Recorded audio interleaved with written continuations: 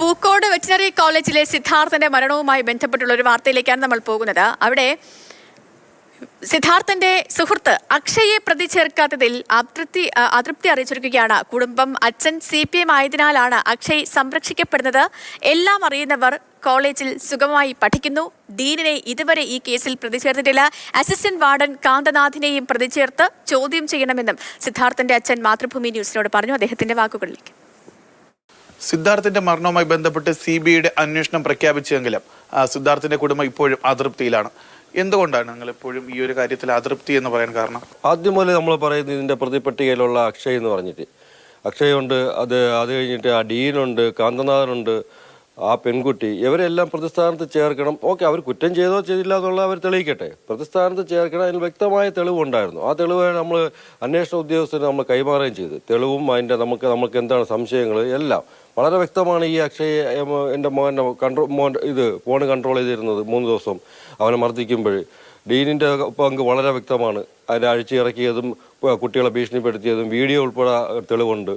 ആ പെൺകുട്ടിയുടെ പേരിലുള്ള അലിഗേഷൻ അതിനും വ്യക്തമായ തെളിവുണ്ട്. ഇവരെല്ലാം ഉണ്ടായിരുന്നിട്ട് ഇവരാരും പ്രതിപട്ടികയിൽ ചേർക്കുന്നില്ല. ഇപ്പോൾ അക്ഷയ് ക്ലാസ്സിൽ വന്നു തുടങ്ങി എന്ന് പറയുന്നു. വളരെ കൂളായിട്ട് അവർ ക്ലാസ് വന്നു തുടങ്ങി, ഒരു പേടിയില്ല. എന്തുകൊണ്ടാണ് അക്ഷയ് ഇങ്ങനെ സംരക്ഷിക്കപ്പെടുന്നതെന്നാണ് കുടുംബം കരുതുന്നത്?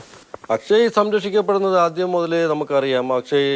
അക്ഷയുടെ അച്ഛൻ നമ്മൾ പറഞ്ഞല്ലോ, വളരെ വലിയൊരു പ്ലാന്ററോ, വളരെ ഇടതുപക്ഷത്തിൻ്റെ ഒരു പാർട്ടി പ്രവർത്തകനോ, ഇടതുപക്ഷമാണെന്ന് വിചാരിക്കുന്നു, ഒരു പാർട്ടി അല്ല, വലിയൊരു പാർട്ടി പ്രവർത്തകനാണ്.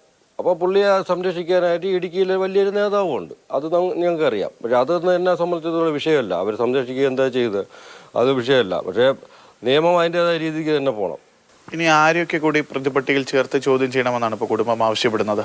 പ്രതിപട്ടികയിൽ ചേർക്കുന്നത് ഒന്ന് മെയിനായിട്ട് ഈ അക്ഷയ് വേണം, ഡീന്, അത് കഴിഞ്ഞ് അസിസ്റ്റന്റ് വാർഡൻ കാന്തനാഥൻ, പിന്നെ ഈ പെൺകുട്ടി, ഈ കൊടുത്ത പെൺകുട്ടി, പരാതി കൊടുത്ത പെൺകുട്ടിയും പരാതിയിൽ സൈൻ ചെയ്തിട്ടുള്ള അതൊക്കെ ഉദ്യോഗസ്ഥരും, ഇവരെല്ലാവരും പ്രതിപട്ടികയിൽ തന്നെ വരണം. പിന്നെ അത് കഴിഞ്ഞിട്ട് വളരെ പ്രധാനമായിട്ടുള്ള വേറൊരു കാര്യമുണ്ട്.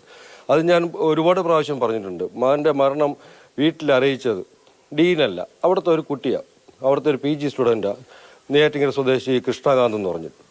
പക്ഷേ ആ കുട്ടിക്ക് ആ വിവരം എവിടെ നിന്ന് കിട്ടി? അതിനുശേഷം ഇതുവരെയ്ക്കും നമ്മൾ ആരുമായിട്ട് കോണ്ടാക്ട് ഇല്ല. എന്തുകൊണ്ട് അത് ഇങ്ങനെ കിട്ടി? അത് വളരെ വ്യക്തമാണ്. ഡീനും പറഞ്ഞിട്ടുണ്ട് ഒരു വിദ്യാർത്ഥിയാണ് അറിയിച്ചതെന്ന്. ഡീൻ അറിയിച്ചിട്ടില്ല.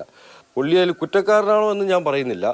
പക്ഷേ അറിഞ്ഞുകൊണ്ട് എന്തിനാ ഈ നമ്മുടെ നാട്ടുകാരനായിട്ടുള്ള ഒരു കുട്ടി ഇവിടെ ഇത്രയും ബഹളം നടക്കും, പ്രശ്നം നടക്കും, നമ്മൾ എന്തുകൊണ്ട് അറിയിച്ചില്ല? അല്ലെങ്കിൽ എന്താണ് അതിലെ ഇൻവോൾവ്മെൻറ്റ്? അതും കൂടെ ജസ്റ്റ് ഒന്ന് അറിയണം. അതെനിക്ക് അറിയാനുള്ള ആഗ്രഹമുണ്ട്. നമ്മളെ മരണം വിളിച്ച് അറിയിച്ച ആ കുട്ടിയെ.